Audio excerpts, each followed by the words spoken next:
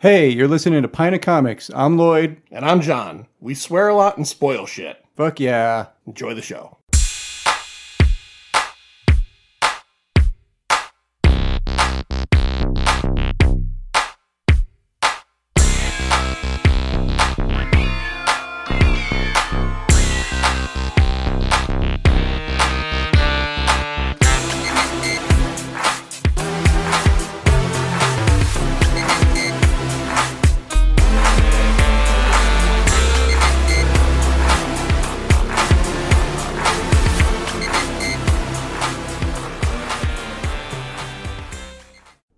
Welcome back to another episode of Pint of Comics. This is going to be a fun one, I'm hoping. If it's not, then whatever. I'm a little nervous about it. Are you nervous? A little nervous. Why? Got big shoes to fill, sitting in the Manster spot. You are. You're actually sitting in the Manster spot. You're sitting there because Scary Larry, this is Lindsay, by the way, my wife, and you've heard her before, but yeah, Manster's taking a little bit of a break right now, and Larry's made it pretty clear that he doesn't want anybody sitting in his seat when nobody's, when he's not here. So, so I put you in Manster's seat because he's a little less of a bitch about his seat, I guess, than Larry is. Unless he's hungry. Yeah, he's a real bitch when he's hungry. I think we know that. So you always like to be on the shows where we play games, right? I do, yeah. You played Pick Your Poison with us, and I think we played a couple others, and they're always fun. And we tend to like to play the rude party games where you get to say, words like twat and cunt and stuff like that. You picked the two that I'm not comfortable saying. I know. I did it on purpose, too. So here's the story behind the game we're going to play tonight. Found out about this game, I think, at the end of 2019. And Gary and I were lucky enough to go to New York Toy Fair in February of 2020. And we had made a contact with this company that makes this game. And we actually had like a kind of an in-person visit and a little interview with them.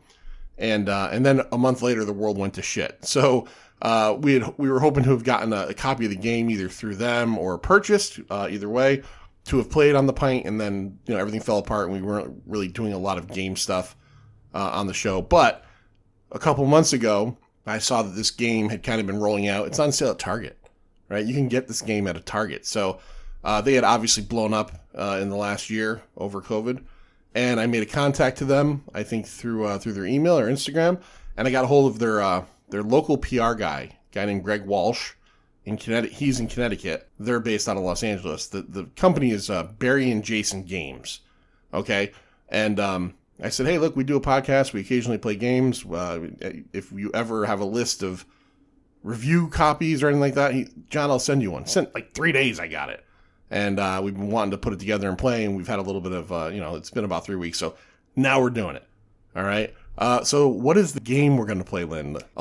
This genre of game has become very popular in the last couple of years, and it's essentially a game based on a classic movie or a film of some sort. Like we've had the Thing game, there's a Jaws game. So this is a little left of center of those movies. What are we going to play? The full title is Anchorman, The Legend of Ron Burgundy, Improper Teleprompter. All right, so Improper Teleprompter.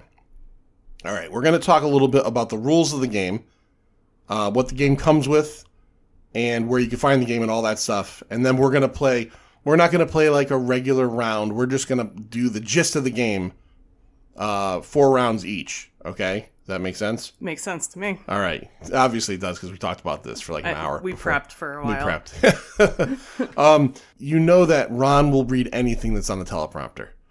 And that leads to a problem in the movie when he tells his beloved city of San Diego to go fuck itself. And the town turns on him. That's the idea behind this game. So Barry and Jason are a couple of game designers that I think went to college together. And they have both been on multiple game shows, right? It's like a friendship trait. I believe they're both comedians as well. Okay. So obviously these guys are fans of Anchorman. I don't know much of the history in terms of like how they actually were able to create a game based on Anchorman. I don't know how you do that. I don't know how, and at some point we actually also got information to possibly interview those guys. And I would love to talk to them about that as well. Oh, that'd be great. How do you just come up and say, hey, I made an Anchorman game? And then because you have to worry about the company that made Anchorman, and I think it was Paramount and all that stuff. So what, first of all, What are the general rules of the game? I'm going to read from the overview. Okay. Oh, I'm sorry, I'm hitting the mic, which is the cardinal sin. Cardinal sin. You're fucking up left and right here. The goal of Improper Teleprompter is to read the news without laughing. Is it improper or improper? Improper, I'm already Okay, no. I just wanted to make sure I didn't. Improper Teleprompter. Okay. You're supposed to read the news without laughing. The twist is that everyone gets to sabotage the teleprompter and create the most ridiculous news stories imaginable. Great Odin's Raven, this could get weird. Yeah. So the essential idea of the game is that you're given in the game packet, you're given these little magnets that are, there's plural nouns, and verbs. Correct. And they even color code it. So, you know, if you've had a few drinks, yeah, it's still... Yeah, it's very easy to use. Then you get these little metal plates that look like little trays, like little magnet trays, okay? So what you do, well, they're little metal trays. They're not magnet. You put the tray down, and then you get these sheets that have Mad Lib type things on them. And they call those the stories, the news stories. The news stories, okay? You put the news story on top of the metal tray, and then it will read as blank, blank, blank, verb, blank, blank, blank, plural noun, blah, blah, blah. 60 seconds to pick the verbs or the nouns, the little metal strips, the magnet strips, pardon me. Lay it over, you know, your verb, blah, blah, and make something that you think will make the other person laugh when they're trying to read it. So one person is selected as the newscaster, or the lead anchor. Everybody else takes one of these tins. They're all cleverly categorized with, like, Ron Burgundy and Dorothy Mantooth. Dorothy Mantooth, Champ Kind, yeah. And everybody takes a news story, and they get 10 of each magnet, like John was just saying, and then you try to make the most outrageous news story that will break the lead anchor when they're reading the story. Right. I think this game is it's a party game, obviously, and I think it would also heavily lend towards people that have probably had about 5 or 6 beers in them. Yes, and you could have anywhere from 2 to 8 players. They do caution 17 years old and up. Yeah, there's some dirty stuff in here. And each round takes about 20 to 60 minutes. They wrote that on the box. I guess people are concerned about how much time it takes to play. That's actually any game, really. Oh, really? If you look at any board game, it will say, like, you know, the time it takes to play. People's time's important, Lynn. It's not, you know, don't fuck around people's time. I'm just telling you. It's just my advice to you. That's all. No, really, seriously. If you go on the board game aisle, almost every game nowadays will say, you know, 20 minutes, 25 minutes, hour and a half, whatever. So what we did was we took the 60 seconds beforehand, and we each filled out 4 of the tins, right? So 4 of the news stories. Mm-hmm. So we're going to take turns going back and forth, reading our news stories. And the general idea is just we're going to try to read it without laughing. Might happen, it might not happen. We have not seen these yet. So once we flip it over, we're going to read it, get right through it. And if we laugh, we laugh. If we don't, we don't. But there's still going to be some funny stuff in there. Definitely. And there's tokens as well, and you collect those as you win. So if the lead anchor gets through the news without breaking, and your group could decide what breaking entails, whether it's stumbling over words or laughing, they get a token, or the person who made the card gets the token. And after the lead anchor reads all the news stories, the lead anchor also chooses the best news story, and then that person gets an extra token. Okay, and the tokens are all very Anchorman related. I think there's a trident, as we recall, that's what Brick killed a guy with, and there's I think a glass of scotch. I'm going to be honest. And Baxter. Baxter, you're my little English gentleman. My absolute favorite part about this entire game, and I'm not saying the gameplay is not fun, because it appears to be, is the timer that you get to play with. It's a 60-second timer, and it is shaped like the Sex Panther bottle by Odeon. The only thing that disappoints me about this timer is it doesn't roar. Yeah, I was a little disappointed by that too. But, you know, that'd be expensive to, you know, put in every box. This, like I said, this game is at Target. How much is this game? What does this retail at? It retails at $24.99, and I'm imagining if they made that thing roar, you'd be paying another $10. Oh, at least. I'd think $49.99, yeah. I would think it'd be even more expensive if it rose out of a box with like steam, like it does in the movie, and if it worked 60% of the time, it works. Somebody yells, "It smells like Bigfoot's dick." It smells like Bigfoot's dick. Yeah. All right, so we're gonna go through and we're gonna read the news stories we've prepared for each other. Ladies first, of course. So Lynn, why don't you flip your first one over? I did have one question about the rules. Are we supposed to be our own news anchor or act like a news anchor and Anchorman? I think we'd just be our own news anchor. Okay. Because really, it's just Veronica Corningstone and Ron Burgundy in the movie. True. You know? Yeah. Yeah. And disclaimer right out of the gate: I'm gonna 150% commit to this, but I am a terrible actress. Nobody's asking you to act. Just read it like a news anchor. All right. I'll do my best. All right. Experts are now saying that electrocuting underpants is actually good for child development.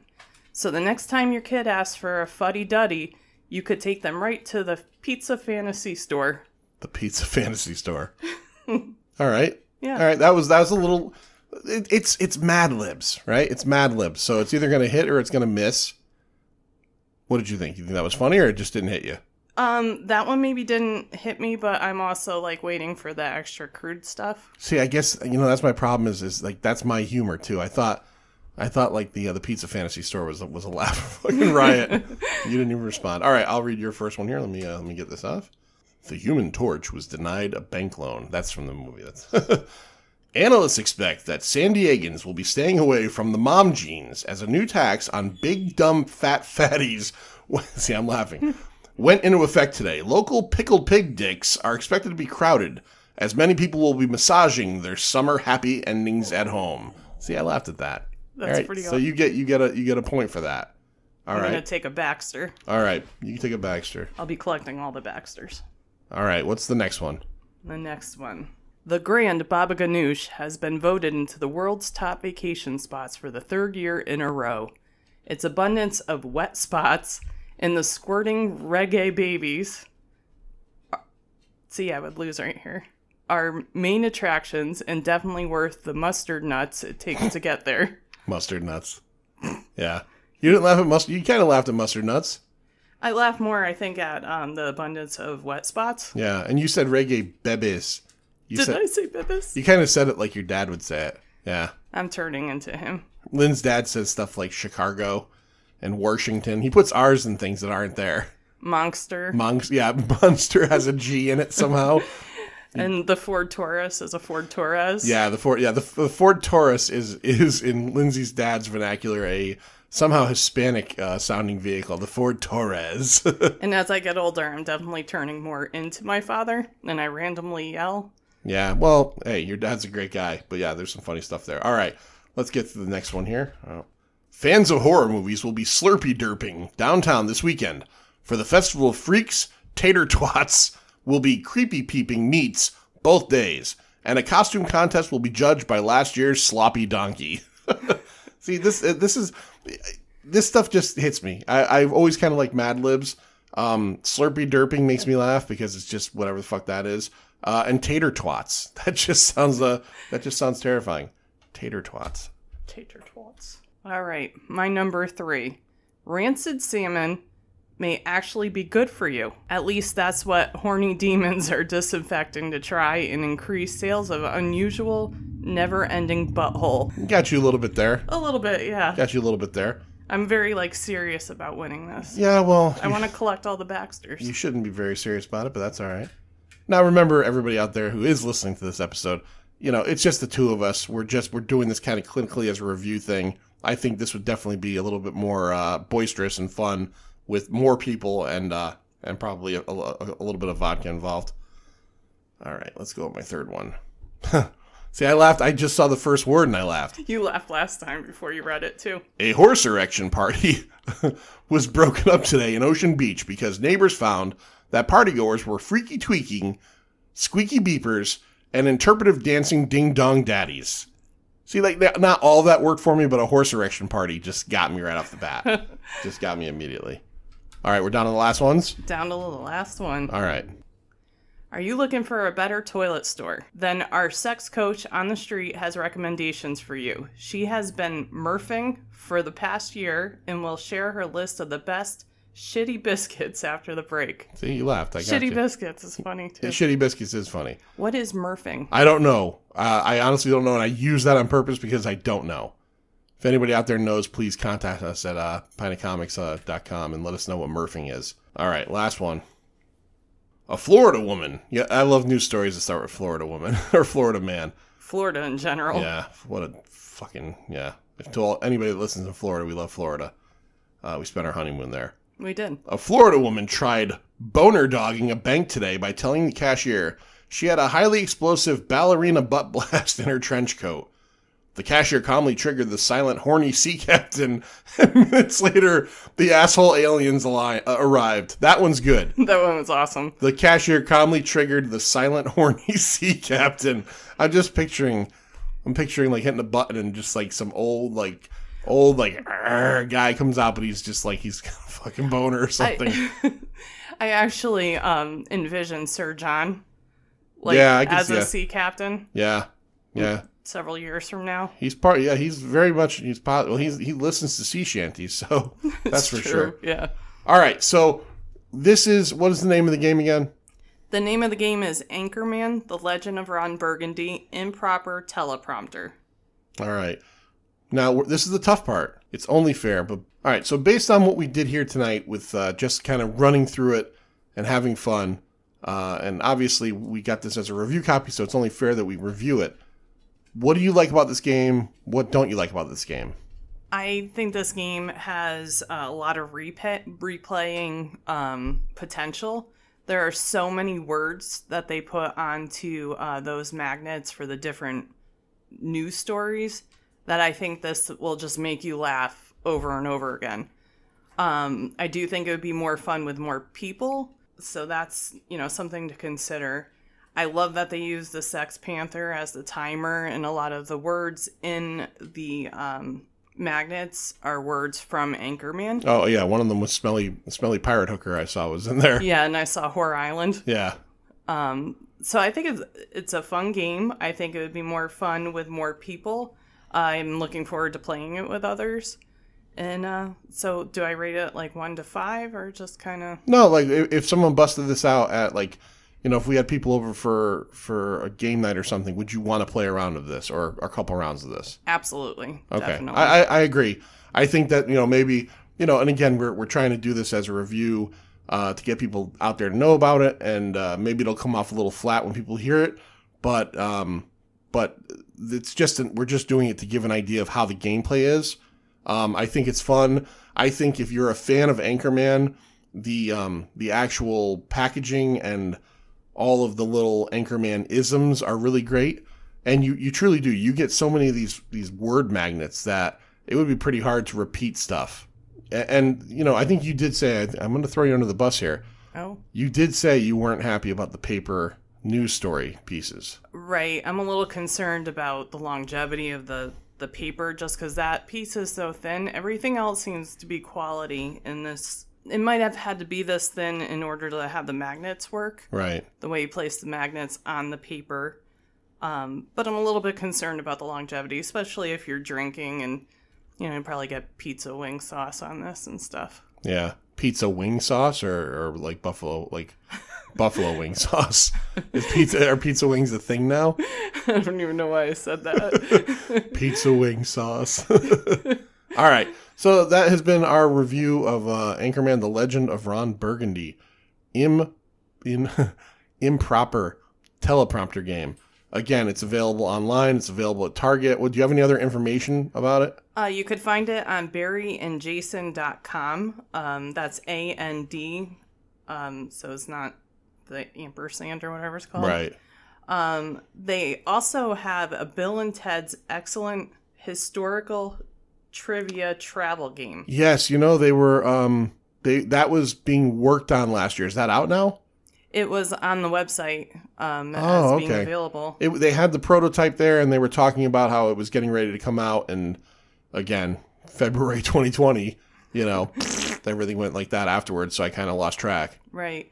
And they're also, you can follow them on Barry and Jason